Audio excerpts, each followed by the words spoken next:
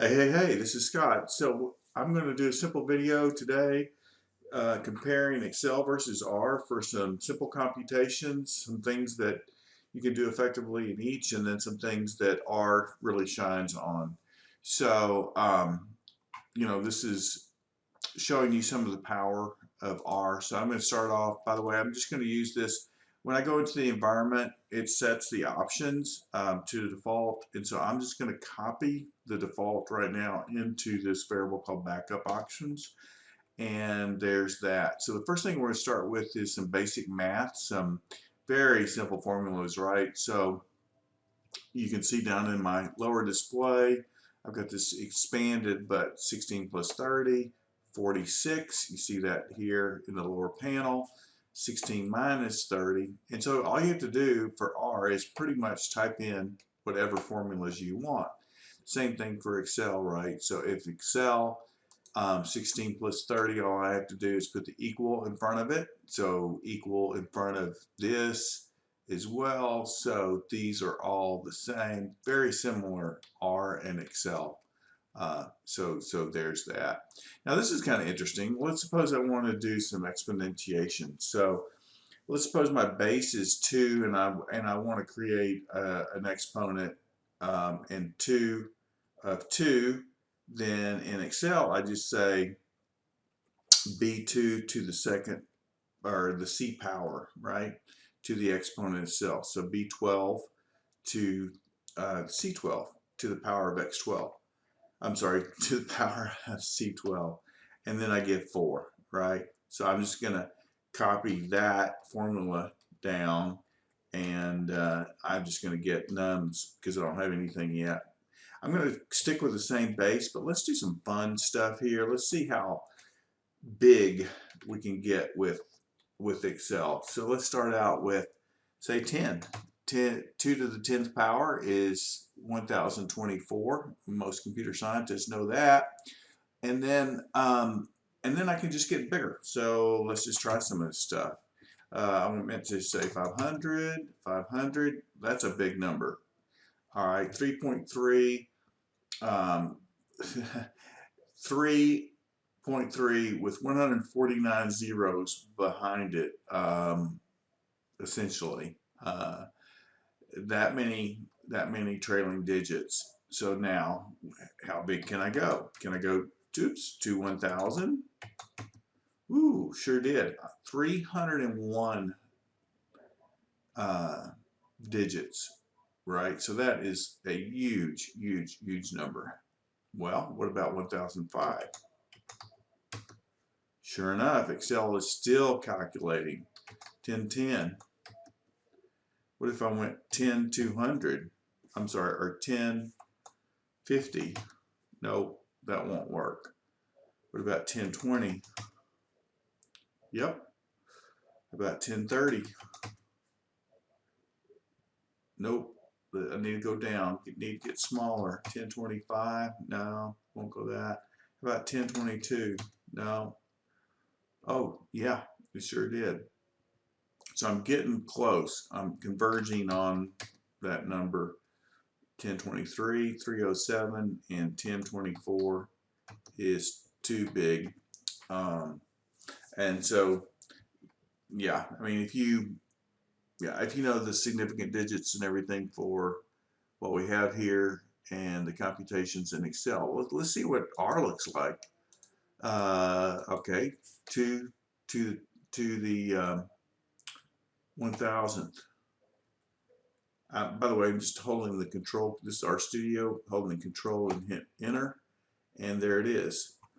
1.07 to with 301. How about that? Sure enough. And in fact, all these are computing. 1024, I get too big, and then 1023, I get a result. So pretty much the same default significant digits there. What about factorial, right? So in Excel, factorial, which is, 1 times 2 times 3 times 4 times 5 times 6 times 7, etc. So all the way to 100. This would be the formula in Excel. All I have to do is remove this. So equal fact 100, and boom, I get a big number there. And if I go to R, I just do this. I use the product. So this is the product of a string 1, 2, 3, 4, 5, 6, 7, 8, 9, etc. And do that, and then I get this number. So there's the result down here. Okay, what about pi? All right, so if I get pi and there's a formula in Excel for pi, just equal pi, and then if I hit that, then there's the result here. Now here's where we're going to start getting into some differences. So going to R, that pi basic is just simple pi within R, and then I get this result down here. Whoops, this result right here. And then if I want to expand that, this is one of the things that I could do is I can say digits 22, get 22 digits, and then hit pi, and then it expands the length.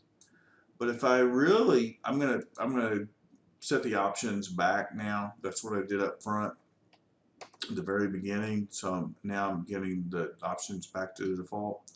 And if I do pi, now I'm back to where I started.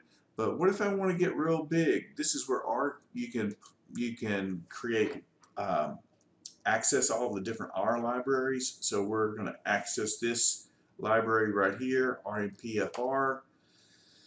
And so I've got that downloaded, and so here is the package. It's loading up, and the mathematical cross products package, a lot of different distributions, and some numerical computation is available. So now I'm going to go to pi with should be 1,000 digits, I believe. So that's what that looks like. So that is a very a very close approximation, or a closer approximation to the actual value of pi. It just kind of shows you the power of R, and again, I believe that's 1,000 digits here. So wow. Now, other basic computation. Let's suppose that I want to do the measurement of the circle. You can do this in Excel, but R does it quite well. I'm going to put 100, radius of 100 into the variable R. I'm going to now apply the Archimedes principle, measurement of a circle, into this variable called area, and then I'm going to just say what is area, and then that's the area of this particular circle.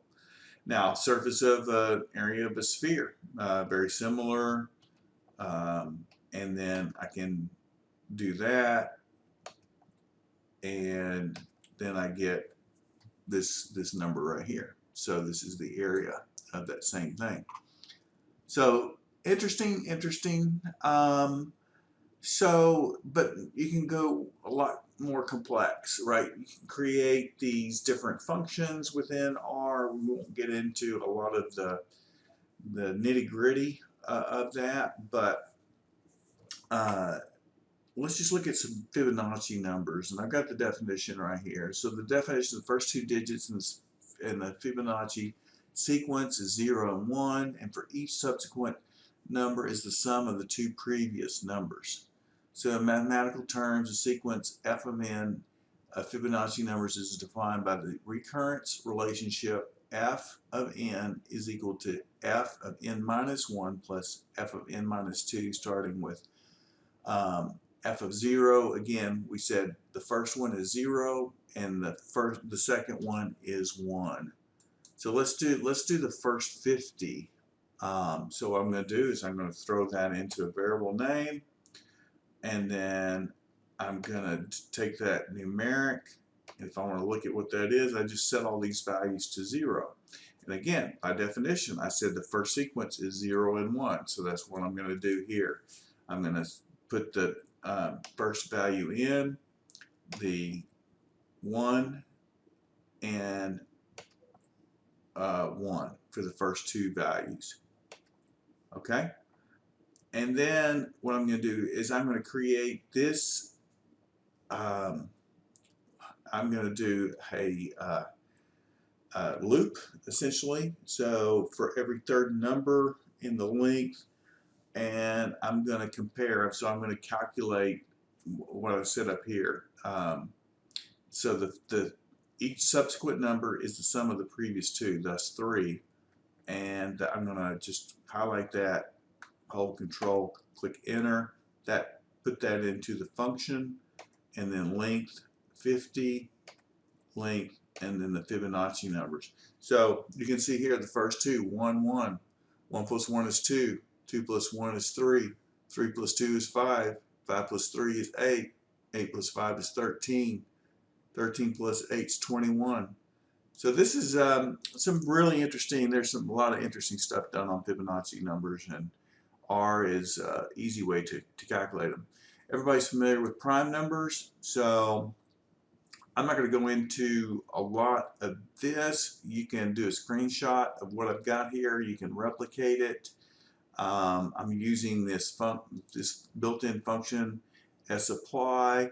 If you're using RStudio, if you want to know what that thing does, all you have to do is go in here and it's a sapply, and so it tells you user-friendly version of a wrapper. It tells you lapply, sapply, so and how to use it, etc. So I'm going to just go ahead and execute that, and then that's a function that I created, and the function is primeGen, and then I'm going to create a variable in max. I'm going to create a list from primeGen up to in max. Then I'm going to create that, or look at that list, and I'm going to look at the length of that list, and then create that. Well, I'm sorry, I'm going to have to look at that. I've got something going wrong. Actually, there wasn't anything wrong with this. So I just didn't wait long enough. So let me go up here. I'm going to clear the console, and then I'm going to go ahead and re-execute this. All right, and then again put that into 100,000. Then I'm going to execute that, and then I'm going to execute this, and this is my problem before. I didn't let this execute. See how this is just sitting there.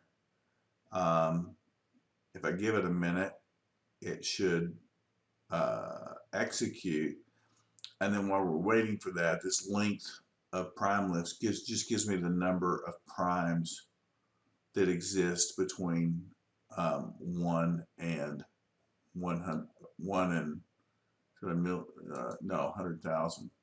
So that's the number of primes that exist between 1 and 100,000. And of course, I got the number there. It's 9,592. But this is taking longer than I thought. Come on, come on, come on.